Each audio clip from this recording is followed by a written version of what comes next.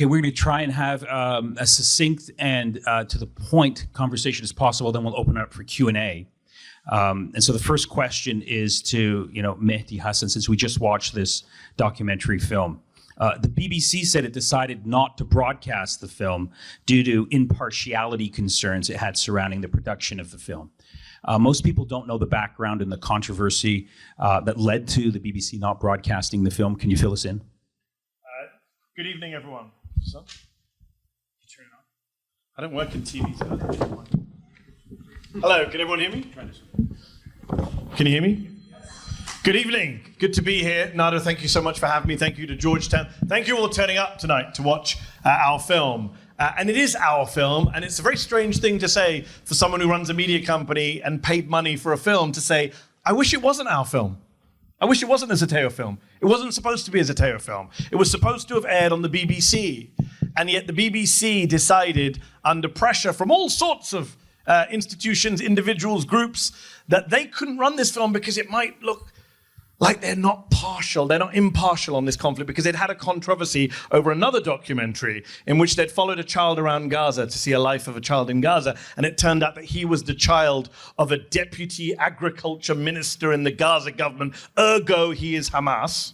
And there was a controversy over that, and the BBC basically spinelessly decided not to air the film, gave it back to Basement Films, and Channel 4 in the UK bought the UK rights, and Zeteo stepped in to buy the global rights. I bought this film without watching this film, because I knew how important this film was. And I've been following the censorship that we have seen around the world from the media when it comes to Gaza. You all just watched that film. You know that impartiality has nothing to do with why that film didn't air on the BBC in the UK and globally. This idea that you need to be impartial in a genocide is an absurd and offensive idea. And I think journalists need to stop with this fake impartiality when it comes to the killing of children, women, doctors, healthcare workers, and all of those people. And I think the BBC has failed us, as have many of our mainstream media organizations over the last 2 years, and nowhere more so than with this documentary, which I really want more and more people to see, so I'm so glad we could have this screening. Great.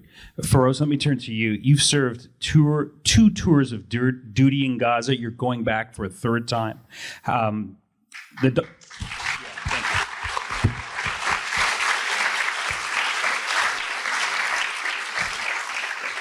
There's several other people here who did as well. So yeah, it's working. There's several other people here who did as well. They're sitting over there. So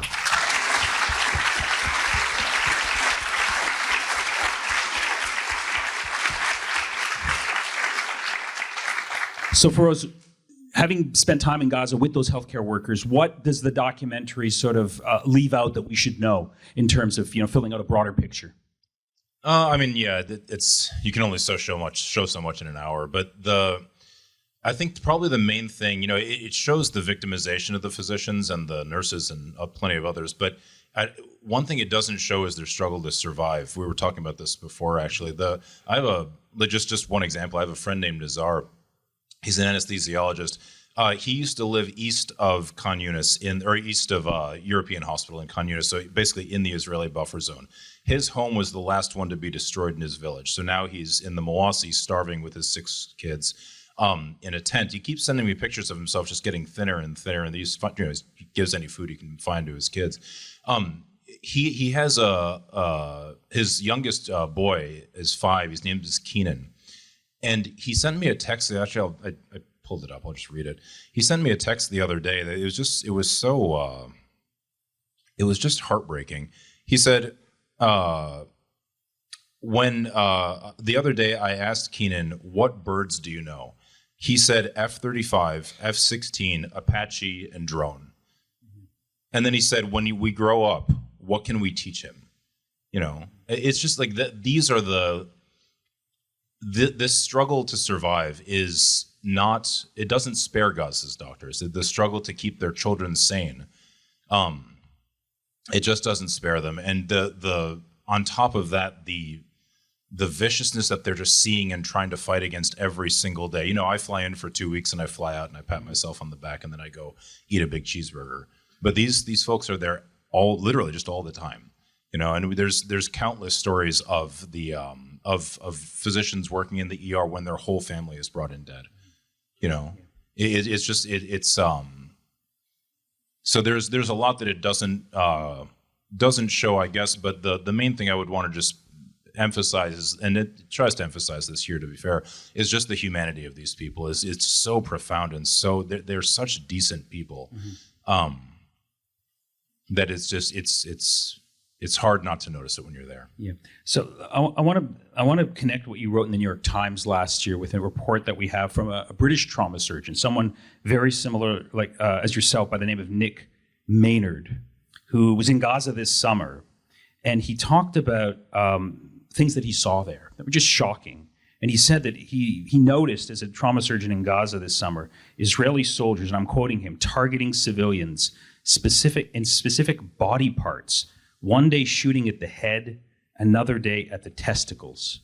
And this suggests that some IDF soldiers are actually using Palestinian civilians, children, as target practice in a gross display of sadistic violence that's often difficult to comprehend. And this overlaps with what you sort of wrote about in the New York Times, because you sort of we're seeing this pattern of behavior. And when you start to compare notes with other physicians who are operating on Palestinian children, you soon discover that this is not a one-off rogue soldier or a platoon. This is very much a deliberate pattern of behavior by Israeli soldiers in Gaza using children as target practice. Do you want to elaborate on your New York Times piece, the investigation that you conducted, and connect it to what we're seeing in Gaza today?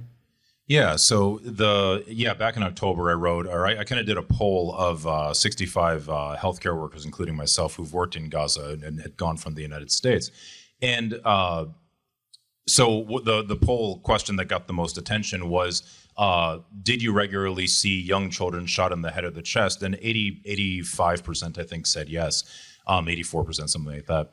And kind of interestingly, even the ones who answered no, they should have answered yes. They just, like, some of them said, oh, well, in 2 weeks, I only saw 3 kids shot in the head.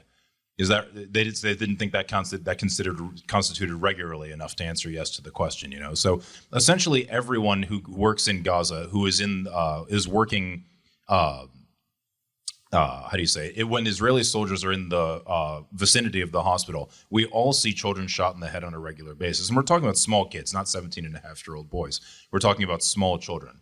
And yeah, you know, this behavior, especially of the Israeli snipers, is not unusual, actually. Like, if you go back to the Great March of Return, they were bragging about doing the same thing. You know, the Haaretz had the famous "I collected 400 knees" article. You know, this behavior isn't new, but it's obviously taken up to 11 in Gaza, and it's pretty shocking. Liking this video? Then don't just watch, hit like, share, and subscribe. And tap the bell so you never miss a video or live show. But if you want early access to exclusive content, then you have to head to Zeteo.com and subscribe now. You'll be supporting fearless, independent journalism. We have limited time, so let's talk about what's happening in the world right now with respect to Gaza. The question for Mehdi Hasan on today's attack in Doha on Hamas. Let me play devil's advocate. Many people in this city who run U.S. foreign policy are sort of quietly thrilled. Fewer Hamas members in the world, the better it is for peace in that region. And it's even better, some will argue, for the Palestinians who are suffering under Hamas's brutal dictatorship. Interpret what happened today in Doha, respond to some of the arguments that you routinely engage with in some of your debates on the question of what we saw today in Doha. And specifically the problem of Hamas, because when you get into these debates, it all often boils down to, look, if only Hamas didn't exist, what a wonderful place the Middle East would be. Because, of course, prior to 1988, the place was a wonderful place, right? Because, of course, the world began with Hamas. The attack today was a major escalation. I think everyone can agree on that, wherever your politics are. Pretty huge. Not many people expected Israel to do it, Israel to take credit for it. There was a time, Nader, you know this better than me, where there would be attacks in the Middle East, people would get assassinated, bombs would mysteriously drop, and everyone would say, Israel did it. Israel said, wasn't us. What are you talking about? Today, Netanyahu said, it was us. We did it. Look at me. We're proud of it. We did it. We did it on our own. So it's a very belligerent, unrestrained nation now that has attacked, by my count, 9 different territories in the Middle East in the last year, right? Syria, Iran, Iraq, Tunisia last night and today, Qatar, Yemen, obviously Gaza and the West Bank, Lebanon. 9 places. I can't think of another country in the world in modern times that has attacked 9 different places in the space of a few months.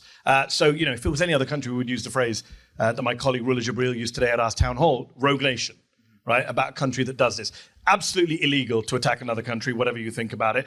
Oh, Qatar hosts Hamas. Why does Qatar host Hamas? Because Barack Obama asked Qatar to host Hamas in 2012. Right? They said, we want you in Doha. We don't want you in Tehran. We want you somewhere we can actually, talk. In 2023, after October the 7th, Qatar, we're going to kick Hamas out. Blinken and co said, no, keep them there. We need them for indirect negotiation. So, and of course, this whole idea of Netanyahu being anti-Qatar. 2 of his aides have been indicted for taking money from Qatar. It's always funny because I work for Al Jazeera English. I do a show for Al Jazeera. I used to be an employee of Al Jazeera. Now I do a show for them. So the number one thing I get from pro-Israel people is, you're just an agent of Qatar. And I'm like, hold on. Benjamin Netanyahu sent suitcases of Qatari cash into Gaza, not me. Donald Trump got a $600 million plane from Qatar. I didn't. Right? They don't offer that to Al Jazeera hosts, sadly. So this great irony of Qatar, the big bad Qatar, is they're all fine working with Qatar. Hamas is in Qatar because they wanted them in Qatar. And look, I think it's a reminder to countries in the world that you can be the best ally America. You can buy all the American weaponry you want, donate to all the universities you want, host an American military base in your country. And that doesn't protect you from an Israeli airstrike. It's a very chilling message for the United States to send to its allies around the world. Look, the audience has been sitting here patiently. I know there's a lot of questions. We have roughly half an hour. We have a hard stop at 8:30. I want to open the floor to questions and comments. But before doing so, we have a policy here at Georgetown, a freedom of expression statement that has to be read out before we take questions. So Jonathan, could you read that statement out? Thank you for coming to this session. Georgetown University is committed to standards promoting speech and expression that foster the maximum exchange of ideas and opinions. While it is recognized that audience members may not share the same views as the speakers, it is expected that everyone in attendance at this event will respect the right of the speaker and the organizing department to share their perspectives and ideas and not cause a disruption to the event's activities. During this Q&A session, you may ask questions. Please be sure to phrase your comments in the form of a question. And in the interest of time, we ask that each person be concise. That means no more than 30 seconds or the mic will be taken away, and ask only one question. Thank you. Yeah, that's just a polite way of saying if you try and disrupt tonight's Q&A session, we're going to throw you out, and you've been warned. So the floor is open.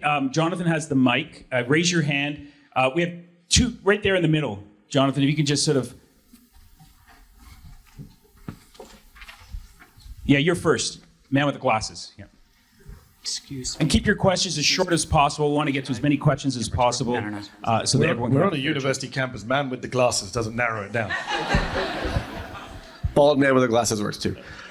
Thank you very much, Zeteo, for putting this together, and thank you to Dr. Feroze.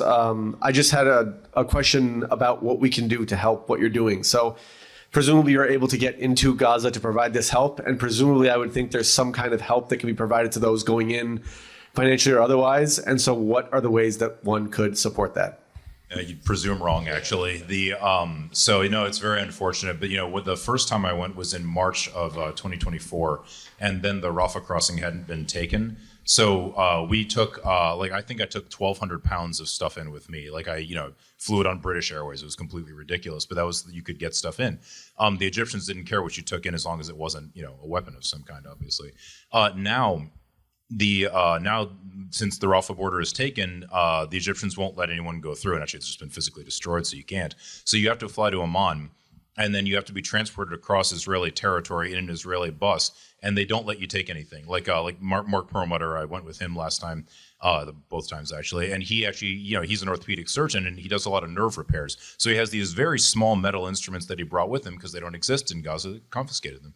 They said, no, you can't take this, it's medical equipment. He said, yeah. Didn't they also confiscate infant formula? Yeah, and so exactly, that's a good point, right? Like right now, they're actually kind of going out of their way to throw in everyone's face that you're not allowed to take infant formula, and they say you're not an infant, so this can't possibly be for you. It's bizarre. It's just utterly bizarre. Just so people understand, these are like uniformed Israeli security personnel doing this. Like, this tells you what Israel, its perception of what security actually is. Yeah, but what can concerned people do to help you? You can't do anything to help me, but you can get involved with this. This is a political problem in the end. I mean, you can speak to this better than I can, but the reason what's going on in Gaza is going on is because we fund it. And the reason we're still funding it is because we don't have a democratic country where the will of the people is actually respected. 60, 70, 80% of the...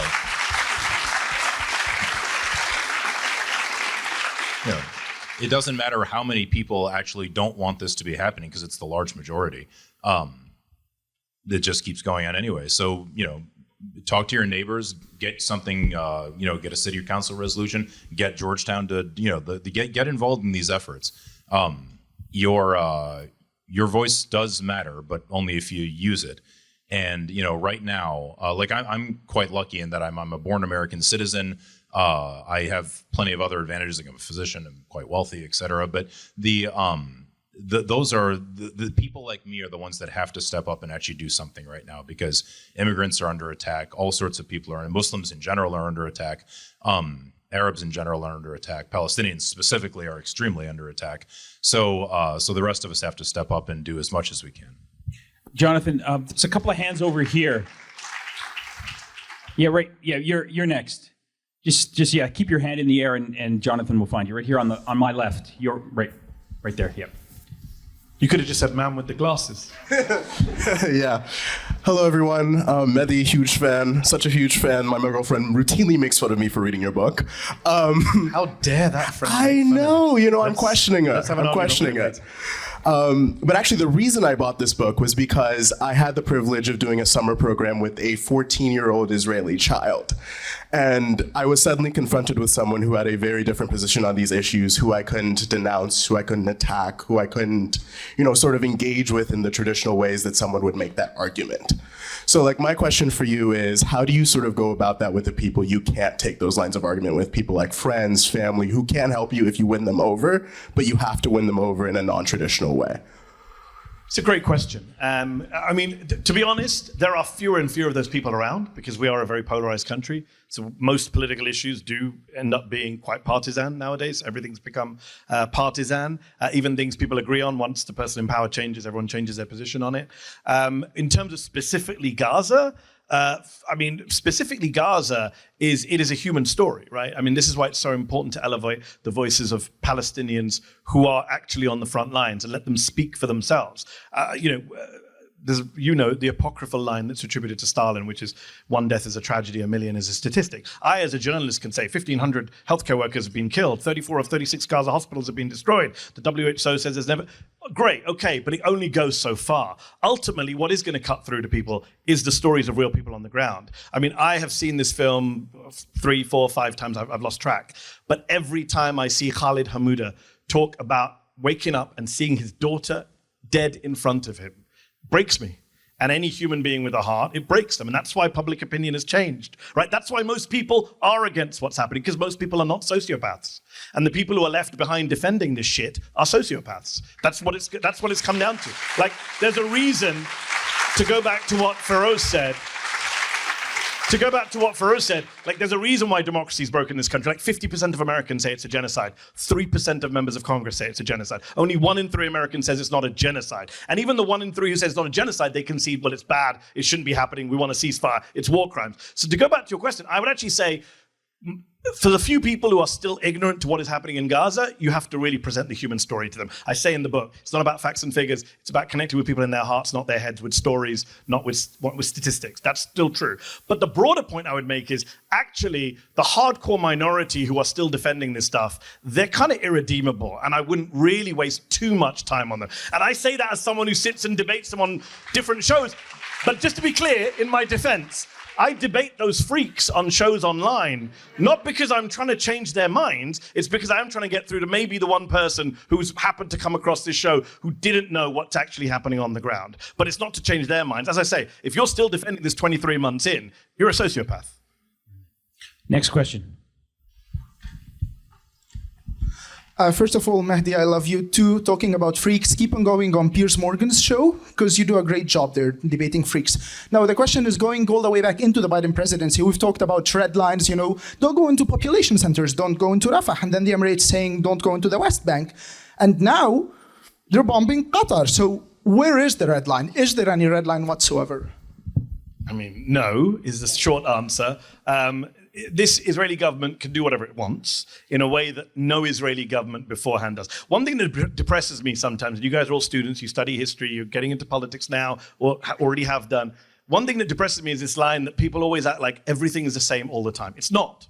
It's just not. It's not factually honest. It's not intellectually honest. It is much worse now. So I gave the example at the beginning. The Israeli government used to pretend not to do stuff. Now it says we proudly do it. That is a sea change. That matters. Right? It's to do with impunity. It's to do with the lack of red lines. The example I gave in The Guardian last year was in 1982, Ronald Reagan, not a president I like, man who committed many war crimes, presided over genocide in Guatemala. Ronald Reagan rang Menachem Begin and said, I saw one child, not multiple children, as Feroze and doctors in Gaza have testified to. I saw one child without limbs. Ronald Reagan rings Menachem. You must stop this. This is a Holocaust, he said. He used the H word. There was no IHRA definition back then to stop Ronald Reagan.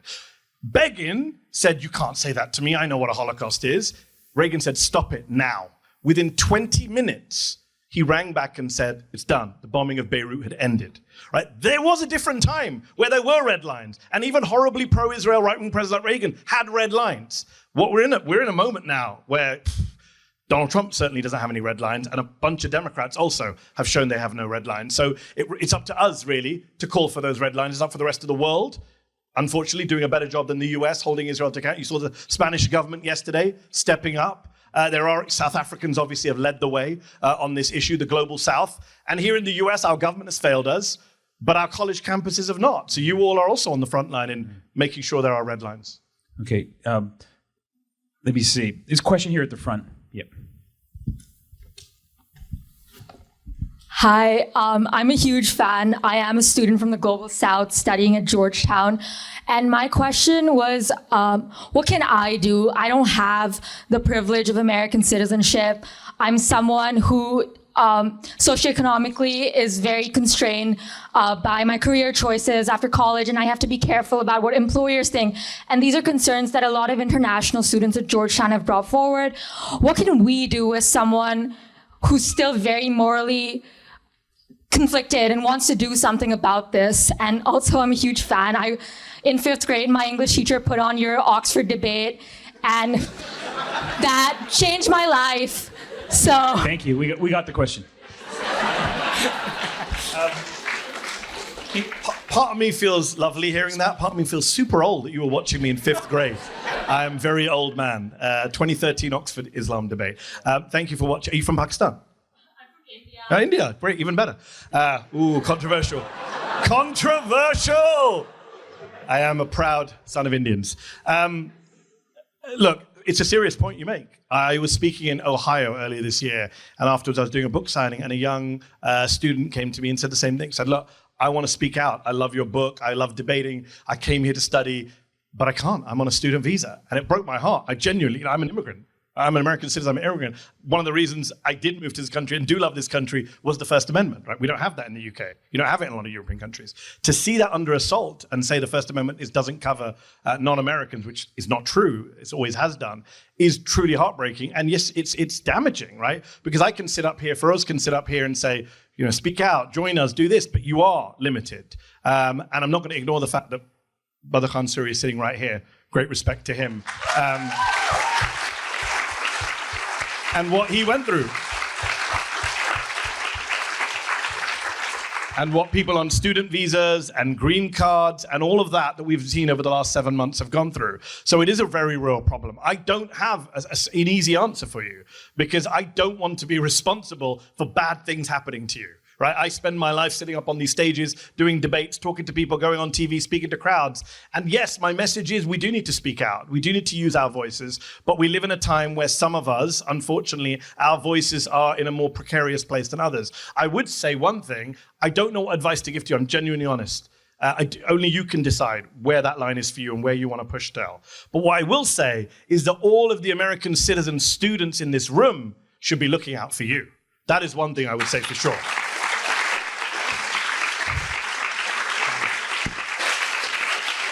Yeah, there's a woman at the back with her hand up. Yeah, just stand up so Jonathan can see you. Yeah, thank you for waiting. Hi, like everyone else, big fan. I guess my question is a bit more about how we talk about this issue. Specifically, I noticed that a lot of the time we like to frame wars, genocides, human tragedy as an issue where it is primarily children and women who are hurt, when even in this film we see there are men being hurt actively and in ways that are pretty unique to that group. I am not a participant in the manosphere. I don't mean to sound like one at all, but how do we discuss, gender disaggregated data, people, and not run the risk of leaving out unique harms to men? That's a fantastic question, and I'm going to let Feroze answer. Yeah,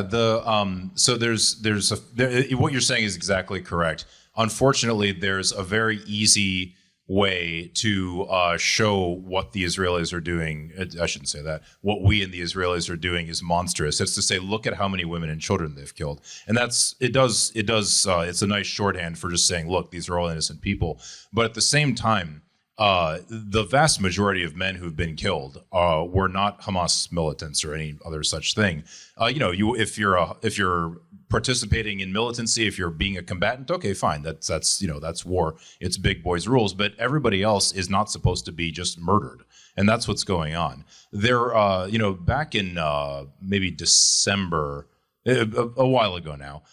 There was a post on a British, I think it's a British NGO called Action on Armed Violence, where the just using some basic assumptions based on previous wars in Israel and Gaza, and also based on prior wars elsewhere, showing that usually more civilian men than civilian women are killed in combat. They are in wars. The authors showed that it was very likely that about 85% of the total casualties, including most of the men, were actually civilians. And now we have from the 972 magazine, and I think the Guardian also, it was a co-thing with them. 972 is an Israeli magazine. They get to all sorts of things. They somehow got their hands on two classified Israeli databases, one about combatant casualties in Gaza, and they found exactly the same thing, that about 85% of casualties are non-combatants. But just to be clear about something, just to emphasize the point here, that's assuming that the denominator, the total number killed, is the Ministry of Health numbers. That's absolutely incorrect. The medical data shows right now that the Ministry of Health is undercounting just violent deaths, forget everything else, just deaths by Israeli violence by at least 40%. I technical discussion, but we could talk about it. That's almost certainly still a major undercount. So that means that if you actually look at historical examples, the only place where a higher percentage of civilians were killed in the past, I think about 30 or 40 years, is actually the Rwandan genocide. That's pretty shocking. That is pretty shocking.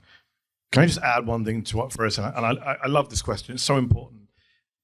The dehumanization of Palestinians is just that, right? It is reducing everyone to a militant, and it's easiest to reduce combat-age men to militants. But again, to go back to what I said to the gentleman there, it is about storytelling. It's not about stats at the end of the day. And if you look at The Guardian today, The Guardian has a story today about a family. It's a 5-month investigation of one family that was killed by a bunch of Israeli snipers in November 2023. And it's absolutely heartbreaking. And they were killed for no other reason that they crossed an invisible line into a kill zone. When an Israeli sniper, who brags about this because he didn't know he was talking to a journalist, brags about killing, I think it's 18, 19-year-old young man, shooting him dead. And then when his brother goes to retrieve the body, he shoots the brother dead. And then when the father goes to get both his sons, he shoots the father dead, right? Him and his colleagues.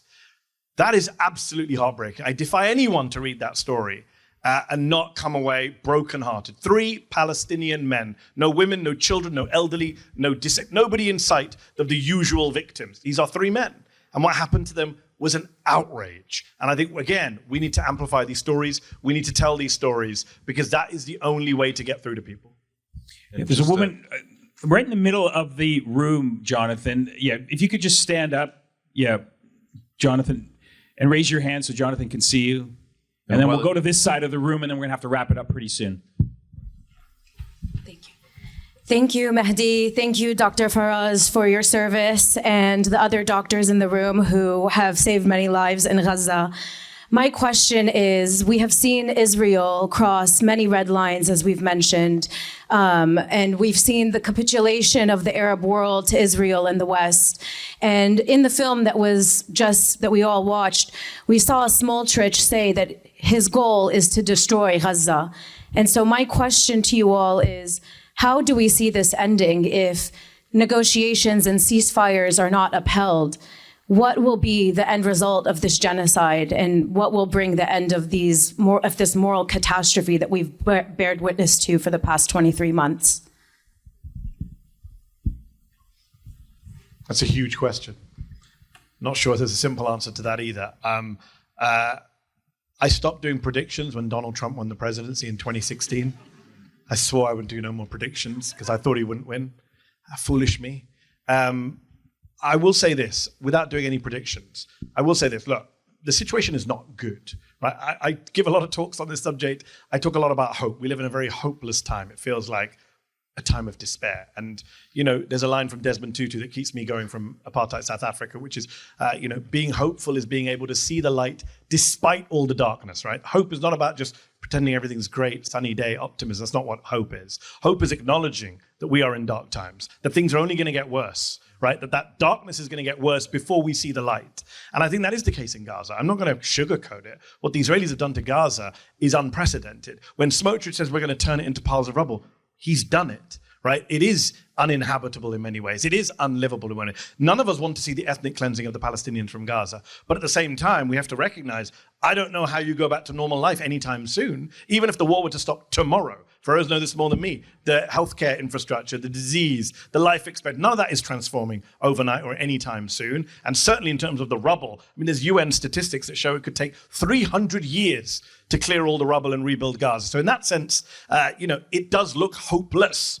But what I do have to say to keep hope alive is we have seen a change, right? We have seen, it took, unfortunately, the deaths of 60, 70, 80, 90, 100,000 Palestinians or more, tragically, but we have seen a change in attitudes here in the US, in the UK, in the West, places where we never thought people would be speaking out on this issue. We have seen the head of the World Food Programme, who is the widow of the most pro-Israeli senator of my lifetime, Cindy McCain, coming out and condemning this stuff. I interviewed Miss Rachel, a children's entertainer on YouTube, who is speaking out with more moral clarity than any of our politicians in Congress, right? So people are moved by this. People are speaking out. That is what I'm clinging to for hope, to see that people's hearts and minds are changing, that we are seeing change in our lifetime. I never thought I would see the kind of polling we're seeing of the American public that we're seeing now. That doesn't mean that's going to help the Palestinians anytime soon. I get that. But that is what I'm clinging on to. Predictions-wise, I don't know when it ends. But it's not going to end on its own. As Feroze said, it is fundamentally a political problem. I know that many in our media and our politics want to treat it like a natural disaster.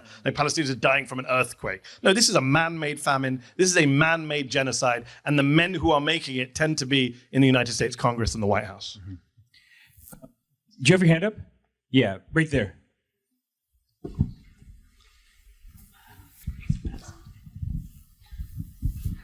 Thank you so much. So this question is for Dr. Feroze. You mentioned that you had an article for the New York Times, so when there was technical difficulties, I took some time to read it. And I noticed that the New York Times had labeled your article as opinion, even though there are definitely facts and statistics to kind of corroborate this, genocide, I'll call it what it is. So I kind of just wanted to know what you thought that this had for the future implications of how this genocide is reported and how that plays into the opinions, as we see that people are continuing to kind of sway, but how does this kind of stump people's opinions and keep them rooted in their prejudice almost? Thank you. The fact that it was an opinion piece, is that what you're asking about? Yes. Yeah. The Times. In July of 2024, we wrote a letter to the Biden administration, me and 44 other American healthcare workers who had been in Gaza or who worked in Gaza, just detailing what we saw. And literally the only corporate media contact I got from that letter, which I thought it went viral on Twitter, or like for a letter, it went viral on Twitter. And but literally one contact, that was the New York Times opinion board. It's kind of shocking to me. The visual opinion team reached out to me and asked me if I would write a more in-depth thing based on a poll, like I mentioned.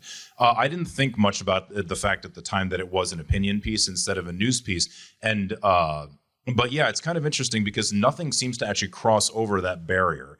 And so I kind of thought, and which I knew that, but so I kind of thought, because if you look at the piece, it's people's faces, and if you just hover over it, it gives you their name, it tells you how old they are, it tells you where they live, and obviously I have all their contact information because I did the polling, right? So I really expected to see a flood of reporters saying, I want to talk to these people, I want to talk to literally never once, zero.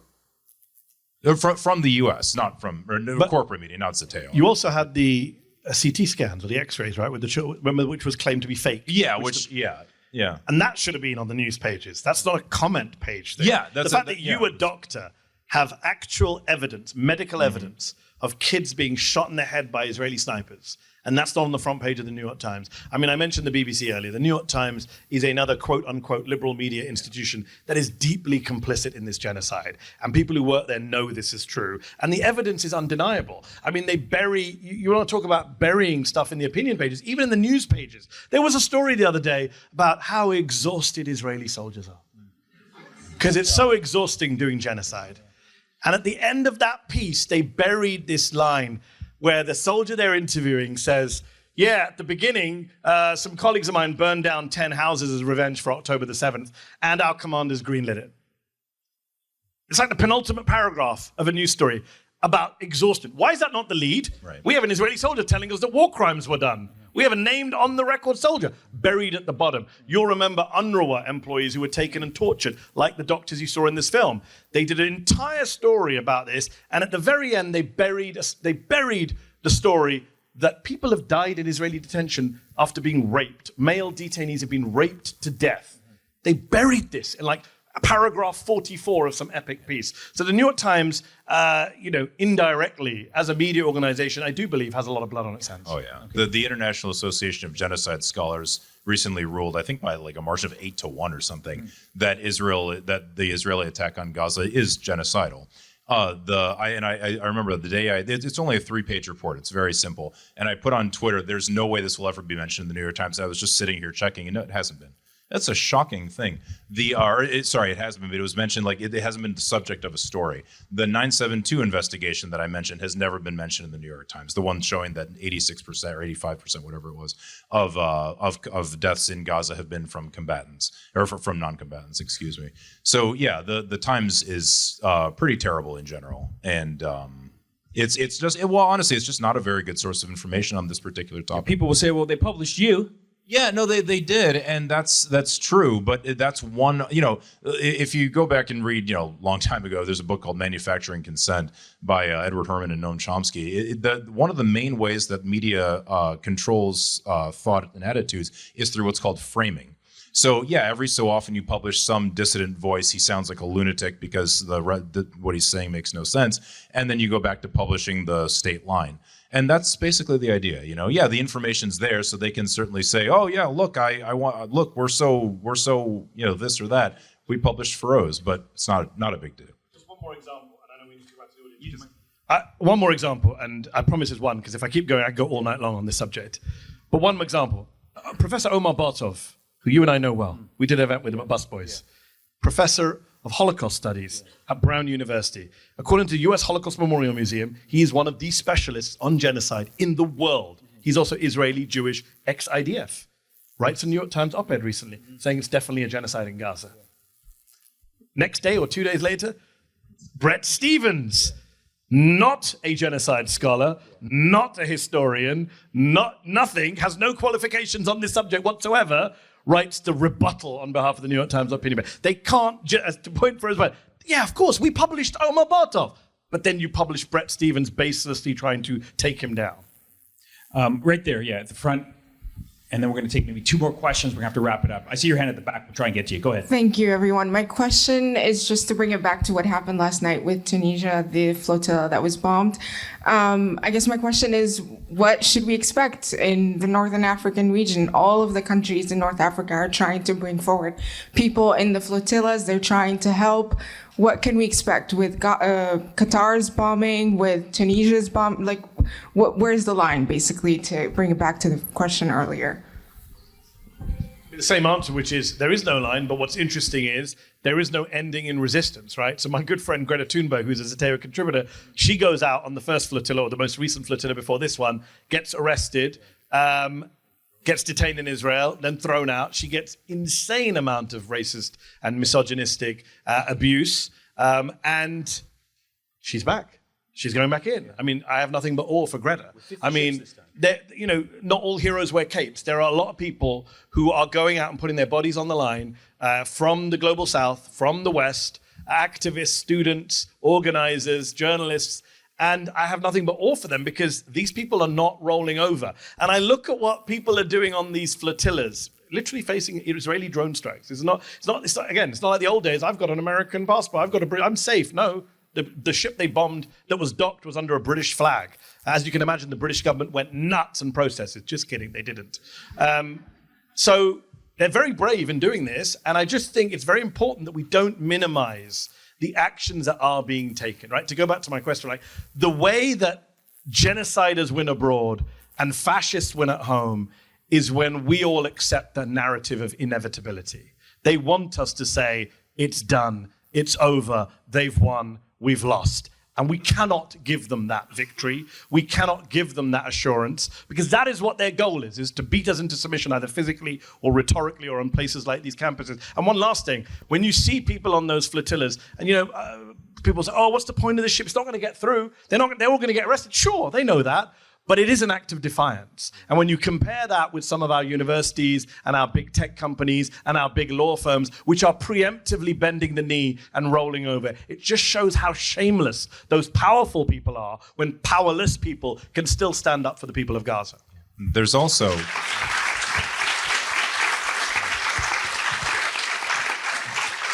There's a veterans ship on the flotilla. I forget Greg Stoker and 2 other people I think are on it. So if they get arrested and thrown into some Israeli hellhole, we should be making like the whole reason they know they're going to get arrested. Like they're doing this on purpose, right? It's provoking. It's like Martin Luther King putting kids at the front of the Selma March, right? You're provoking the Israelis on purpose. You're trying to get them to act more and more brazenly stupid. And when they do that, we have to point out, like, hey, they're, excuse me, president who loves the military so much, there are American military veterans in Israeli terror dungeons right now, like that kind of, we have to take those opportunities when they present themselves. Last 2 questions, 1 and then 2 at the back, right there. Yep. Hi, first of all, thank you so much for being here. My question's for Dr. Feroze.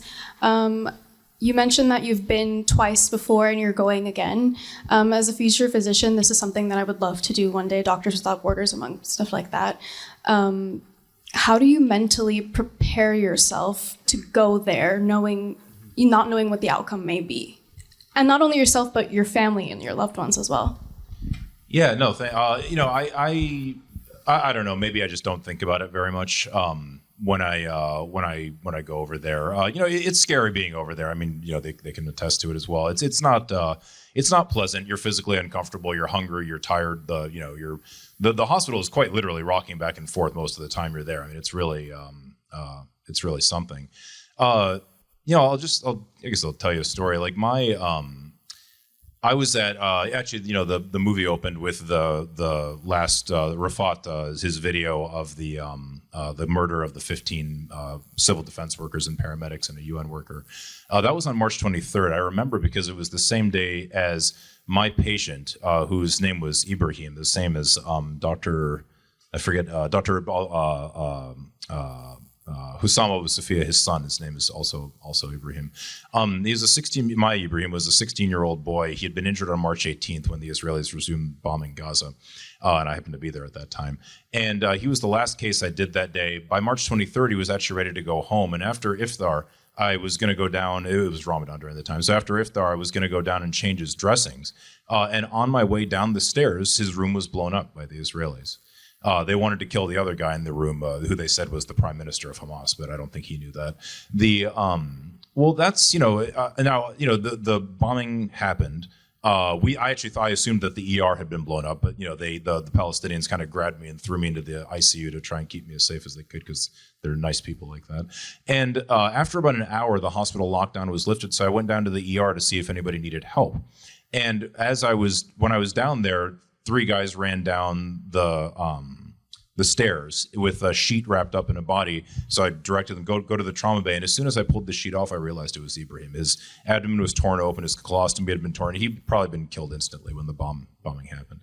And I'll just be honest, I was furious. I mean, I was so angry that I don't know how to explain it, honestly. I was absolutely insanely upset. But there was a kid named Mohammed who was also a 16-year-old boy who was bleeding to death in the ICU. And he needed an operation. And the whole reason I'd come down to the ER was to see if anyone else did, because if they didn't, then I could take him to the OR. So, okay, focus on the next thing, I guess, is put one foot in front of the next. Yeah, it's difficult, but it's nothing compared to what the Palestinians are going through. So you look to them for some inspiration too, and they're and again, these guys will attest to it. They are I don't know how they keep going, and we should stop forcing them to do that. Last question, right there, quickly, please. Yeah. I'll get right to the point. We've kind of indirectly touched on the political landscape and how consensus has come, amongst everyone, coming around to this point that this is a genocide, especially amongst people who we've probably voted for. You've probably seen Matthew Miller's, from a State Department's comments recently acknowledging that war crimes were committed, but it's not a genocide. I guess that's what his line is. But how do we get our leaders, who we're inevitably going to have to vote for, to come to the same consensus that most of us have come to? That's for you. It's going to take a lot of time. This is not an overnight project. Remember, the pro-Israel side has been working on this for decades. You go back and read what Harry Truman was saying on the day he recognized Israel. This has been going on for a while. So it's great that young people are at the forefront of this. It's great that older people are waking up to this. It's great that church groups and all sorts of civil society groups are coming around to this. But none of this is going to happen overnight, right? This is a long-term project. Unfortunately, for the Palestinians, many of whom will not be alive to see victory. But that doesn't mean we don't have to keep going. And I do think we are making progress, but it's small progress. Like I said, 3%, 4% of members of Congress say it's genocide. 50% Americans say. But what I would say is those members of Congress who are speaking out, they do need our support. This is a student crowd. When I speak, most of you are students, I assume. When I speak to crowds where people are not students, I do say, kind of put your money where your mouth is when it comes to politics. We talk a big game about, this and that, but when it comes time to support politicians or donate to politicians, it upsets me that in the middle of a genocide, 2 of the most prominent supporters of Palestinian rights, Jamal Bowman and Cori Bush, were both primaried out of their seats by AIPAC-supported candidates. And they weren't able to raise enough money in the middle of a genocide from people who are opposed to a genocide. That bothers me and frustrates me. The people on my side of the political aisle, or people who share my view of the world, were not able to come together and support 2 people who actually took a principled stance against the genocide and lost because of money. Let's be clear, they lost because of money. So I do think it's going to take time, but look, there are hopeful signs, right? In November, New York has a choice between a man who told me that he would arrest Benjamin Netanyahu if he comes to New York, and a man who literally volunteered to be Benjamin Netanyahu's lawyer at the International Criminal Court. It also happens to be a city with the largest Jewish population outside of Israel. So let's see what New York says about this issue. I think it's going to send some shockwaves through our political establishment, and I hope that the rest of us can build on that. One last point, I know we're wrapping up. Dr. Feroze is a good guy and has to be modest, is modest. I'm not going to be modest on his behalf. The man's a hero, and we should respect him and appreciate him and all his colleagues who go out to Gaza. They do what I'm not speaking for anyone else in the room. You do what I could not do. So I'm in absolute awe of you, what you do, and may God give you strength and patience and skill to carry on doing what you're doing.